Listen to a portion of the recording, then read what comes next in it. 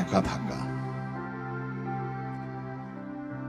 মানে your on my mind, এই কথাটা একটা মেয়ে আমায় বললো, উফ, সে একটা বিরাট একটা উফ বেরোলো আমার, প্রায় সপ্তাহখানেক উফ ধ্বনি প্রতিধ্বনিত হলো আমার ঘরে।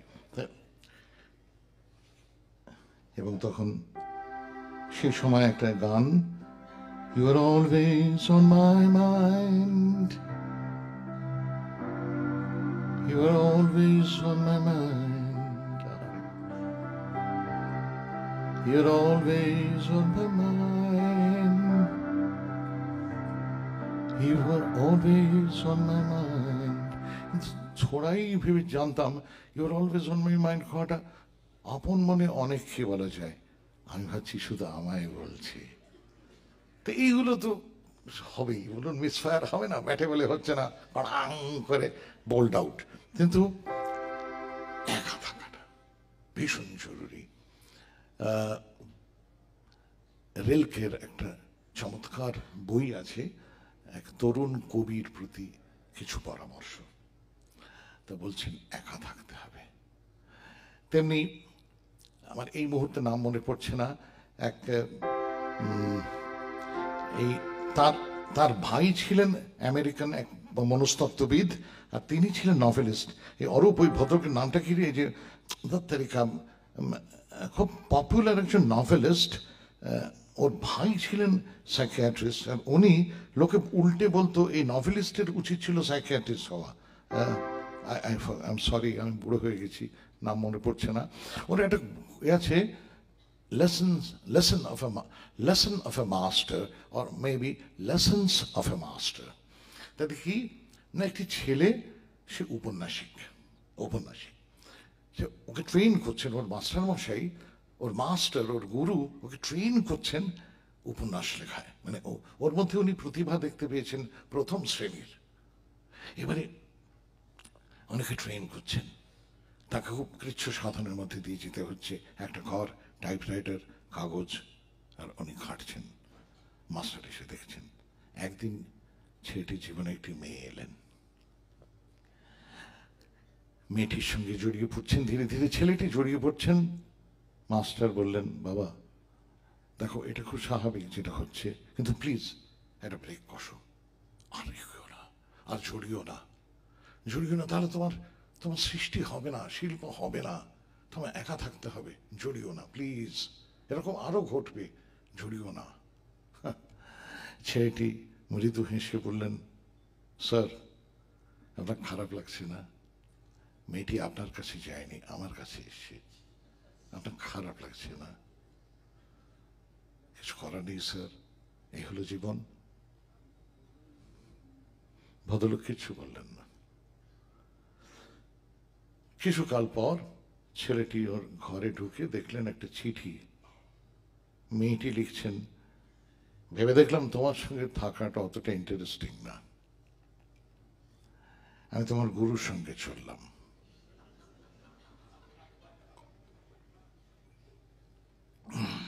পাশেই আর একটা চিঠি, গুরুর লেখা, বৎস তোমায় বলেছিলাম, তুমি উল্টে ফোঁস করলে, পস্তালে। আসলে ব্যাপারটা কি যেন, একটা মেয়েকে ধরে রাখাটাও একটা শিল্প। ওটা তোমার এখন না শিখলেও হবে, ওটা তুমি একসময় শিখে যাবে। আপাতত তোমার মধ্যে আমি প্রথম শ্রেণীর নভেলিস্ট হওয়ার বীজ দেখতে পেয়েছিলাম, এবং এখনো পাচ্ছি, নষ্ট হয়ে যায়নি। সেইটাকে লালন পালন করো, একজন ভালো নভেলিস্ট হও। মেয়েদের সঙ্গে জড়িয়ে পড়ো না, একা থাকো। এবং সেই যে জায়গাতে বললেন একা থাকা, এটা কিন্তু মানে অনিন্দ চমৎকার একটা কথা বলেছেন। সত্যি কথা বলতে কি, হবে না, মানে ছোট্টবেলা থেকে জীবন সুর জীবন যেদিকে, যেখানে কোনো শান্তি থাকতে পারে,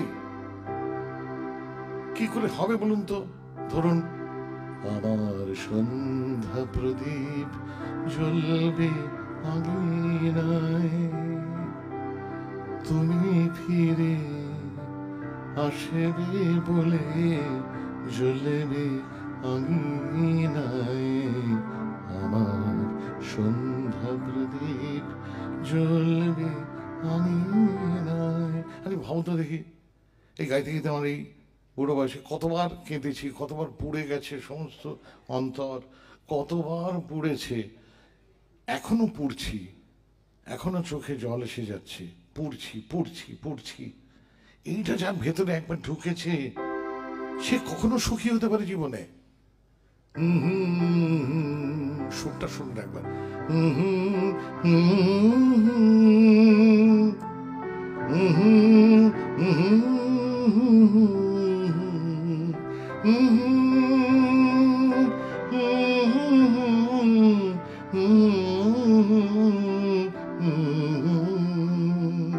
তুমি ফিরে আসবে বলে জ্বলবে আঙিনায়, আমার সন্ধ্যা প্রদীপ জ্বলবে আঙিনায়।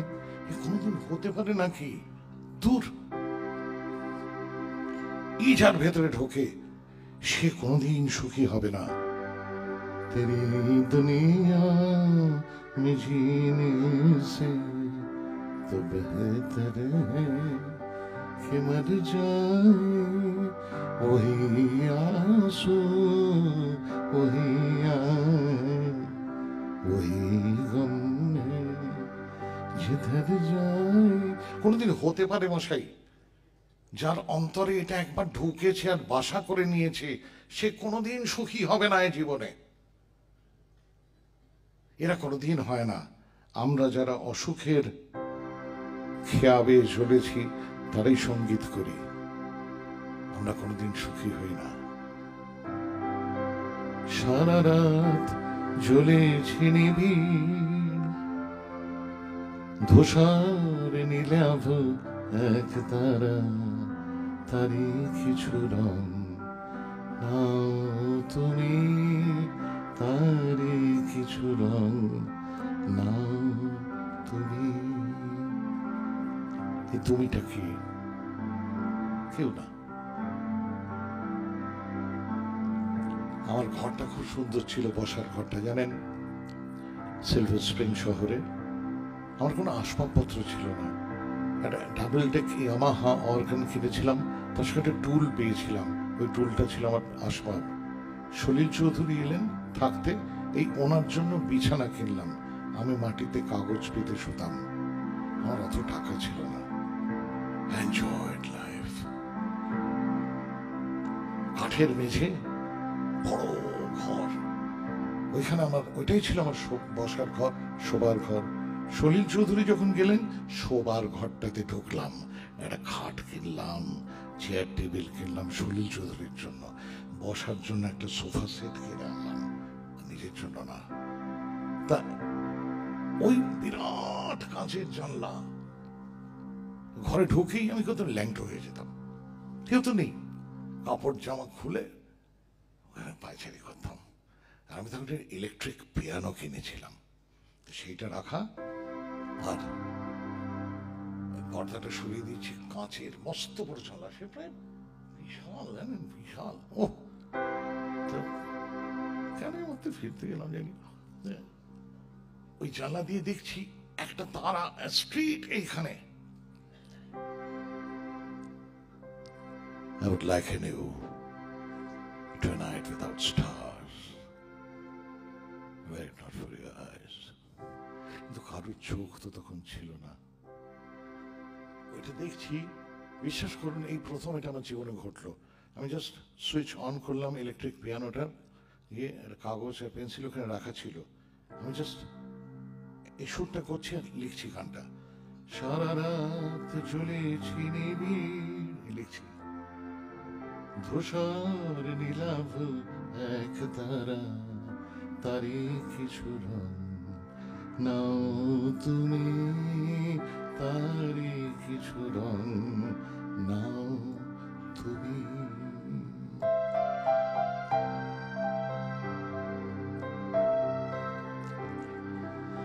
শহরে জোনাকি জ্বলে না, নয় তো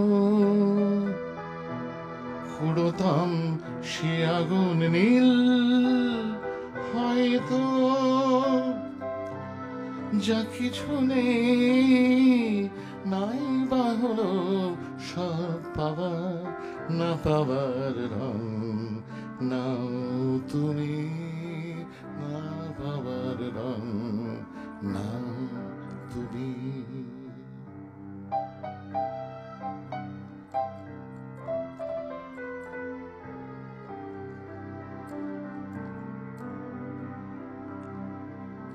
বড় বেরঙিন আজকাল, কাছাকাছি কোনো রং পাই না, বড় বেরঙিন, বড় বেরঙিন, বড় বেরঙিন, বড় বেরঙিন আজ, বড় বেরঙিন আজকাল, আজকাল বড় বেরঙিন আর বড় বেরঙিন, বড় বেরঙিন, বড় বেরঙিন, বড় বেরঙিন আজকাল, বড় বেরঙিন আজকাল, আজকাল, আজকাল বড় বেরঙিন আজকাল, কাছাকাছি কোনো রং পাই না, তাই দিতে পারি না কিছু, কিছুই রাঙানো হলো না, নয়তো আগামীর রঙে ছোপাতাম হয়তো এই মলিন আরে ধূসর পথ চাবার, এ চাবার রং, নাও তুমি এ যাওয়ার রং, নাও তুমি না পাবার রং, নাও তুমি আগামীর রং, দাও তুমি।